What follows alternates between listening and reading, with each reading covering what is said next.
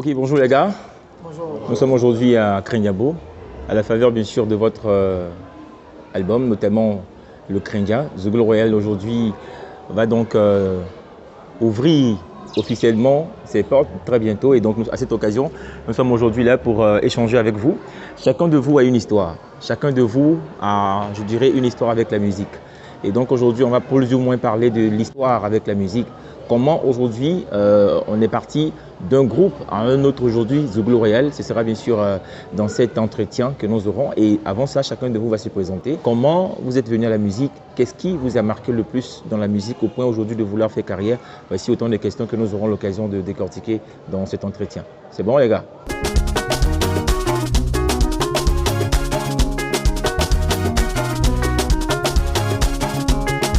Ok, bonjour Makatu, bonjour famille. Moi c'est M. Assimi Antano Barthélémy à l'état civil. Et on me connaît sur le pseudo de Desakio, désormais Videz. Alors, mon amour pour la musique, c'est depuis ma naissance. Voilà, depuis tout petit. Pour des grands frères qui m'ont connu tout petit dans le village, je savais que depuis l'enfance, déjà à l'école primaire, les samedis, dimanches, je me faisais entourer par des boîtes, des tam-tams. Lui, il le sait très bien. Et j'animais, comme on le dit. J'ambiançais tout le monde au point où les habitants du quartier se plaignaient parce que j'avais pas d'heure. Même à midi, quand l'inspiration vient, je me faisais entourer par plus de 10 boîtes et je jouais. Je m'amusais.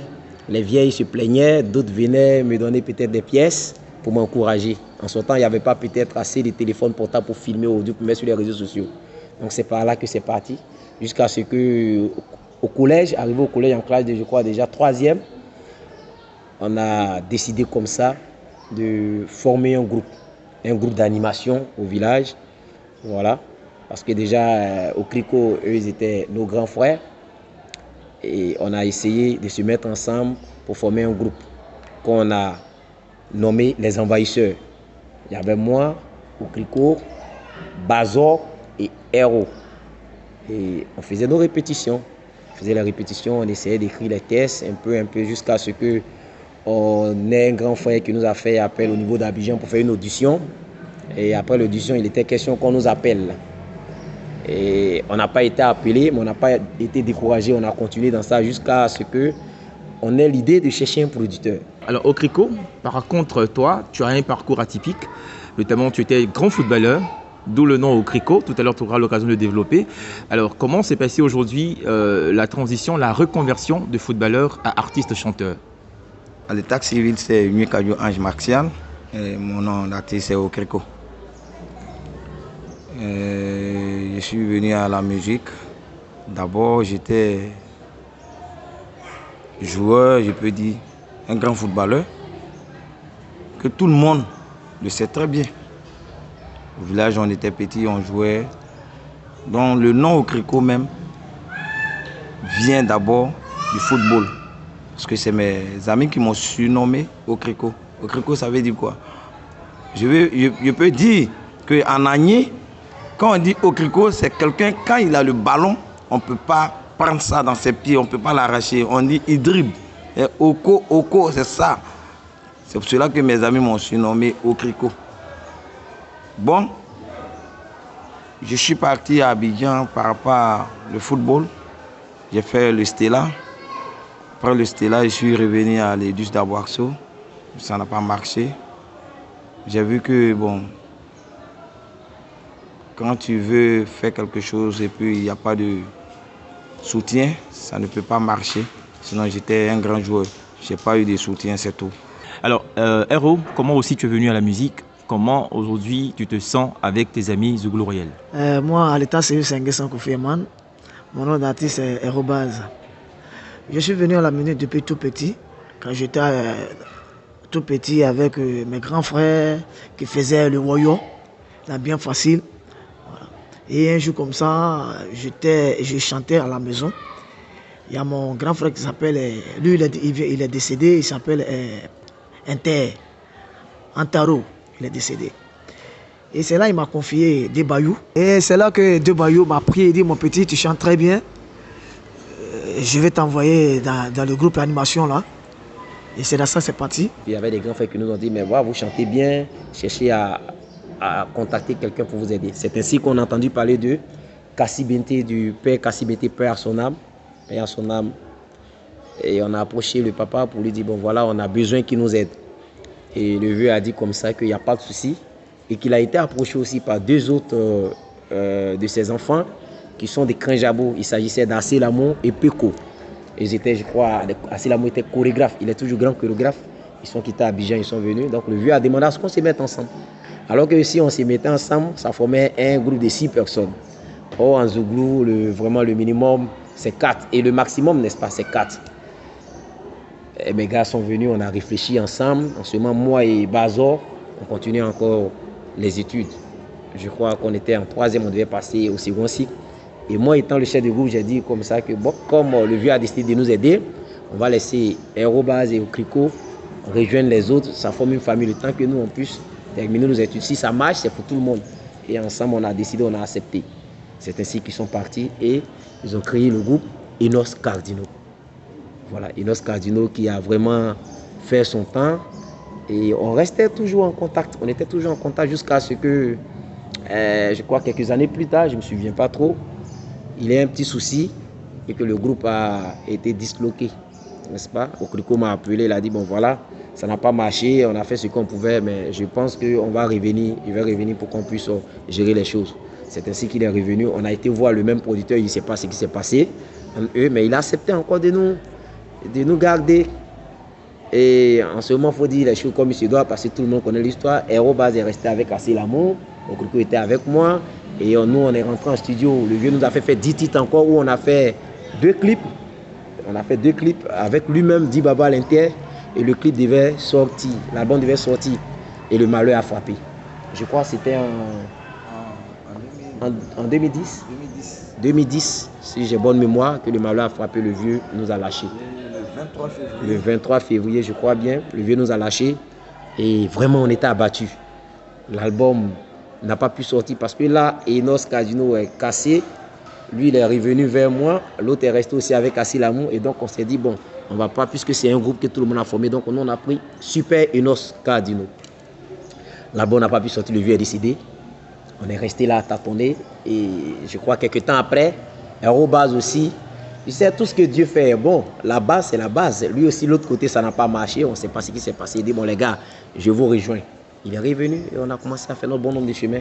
On a toujours espéré, on était toujours dans les répétitions, on travaillait, jusqu'à ce qu'on ait un grand frère du nom de Eric Landry et sans Maître Eli qui a décidé comme ça de nous aider. Il a voulu qu'on fasse un single, on est rentré en studio et on a fait un morceau, Amour profond. Au moment où on devait lancer les choses aussi, il a eu quelques petits soucis, on a lâché. Depuis combien d'années vous avez donc rencontré votre producteur? Dans quelles conditions vous avez donc préparé cet album de 13 titres? Quelles sont les thématiques qui sont développées? Et puis aujourd'hui, qu'est-ce qu'on peut dire par rapport à cet album? Je crois que c'est en 2020 que le grand frère, j'étais assis à la maison comme ça un jour et Aérobase est venu vers moi pour dire, tiens, il y a un grand frère qui va t'appeler depuis Paris. Il dit, c'est qui? Il dit, non, c'est Bab Blanc, tu as déjà entendu parler de lui? Il dit, tiens, oui, j'ai entendu parler de lui, mais je ne le connais pas. Il dit, bon, donc reste en ligne, il va appeler. Et le grand frère nous a appelé. Il a dit, bon, tiens, voilà, vous allez rentrer en studio, tanti, ceci, cela, faire un titre pour que je vous écoute pour voir, parce que les gens ont trop parlé. Et on est parti. En réalité, on partait pour faire un titre d'essai. Et quand on a fini le premier titre, on l'a balancé, il a vu que c'était bon, il dit, est-ce que vous pouvez faire 2 titres? Deuxième titre, on a fait deuxième. Ainsi de suite, c'est là, l'amour est venu, il a vu qu'on avait du potentiel, il dit, bon, donc on va faire un album. Et c'est comme ça que les choses ont été lancées.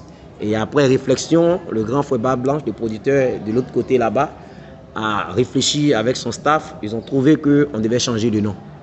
Alors on devait changer de nom parce que Enos Cardino, voilà, on était au nombre de temps, ça s'est cassé. Après Super Enos, il y a trop de choses.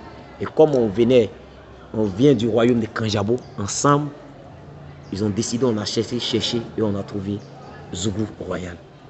Et comme ça, on a fini le premier titre. Le producteur appelle, il dit, bah, attends, Tano, est-ce que vous pouvez faire un second titre? On dit, bon, ok, il n'y a pas de souci, on peut faire un second titre. Je crois que le second titre a été Ami Sorcier. Ami Sorcier. Après, ainsi de suite. Mais il faut dire que l'album s'est préparé dans des conditions vraiment, je ne peux pas dire un peu difficiles, mais tout était bon parce que le producteur mettait tout en œuvre pour que ces artistes soient à l'aise. Soient à l'aise au départ. Mais comprenez un instant que réaliser une œuvre pendant 2 ans, c'est pas du tout facile. Au début, c'était un peu bien parce qu'on était parti 1 fois, 2 fois, mais après, ça devenait un peu compliqué parce que tu viens après l'arrangeur, il y a un souci d'ordinateur, il y a un souci des claviers, on a traversé des épreuves pas du tout facile. On était vraiment coaché par notre grand frère Papa Noche.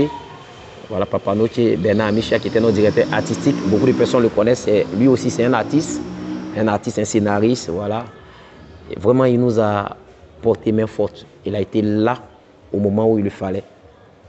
Mais il arrivait des moments où on avait l'impression qu'on devait se boxer au studio parce que quand le boulot doit être bon, mais bon, je me souviens un jour où on était concentré et lui au Clico, il était branché sur son téléphone et là, je n'ai pas digéré. On était parti jusqu'on voulait vraiment se donner des coups de poing. Et par moment, quand c'était un peu chaud, on appelait le boss, le producteur, on dit « Ah, vraiment, c'est un peu chaud. » Vraiment, il pète un câble souvent là-bas, mais finalement, il arrive à nous apporter quelque chose. Et après, nous aussi, quand on partait dans nos petits gombos, puisque là, on n'avait pas encore signé de contrat, à proprement dit, on était au studio, on partait dans nos petits gombos, on gérait certaines choses parce qu'il fallait l'épauler aussi. Il fallait vraiment l'encourager à faire cela.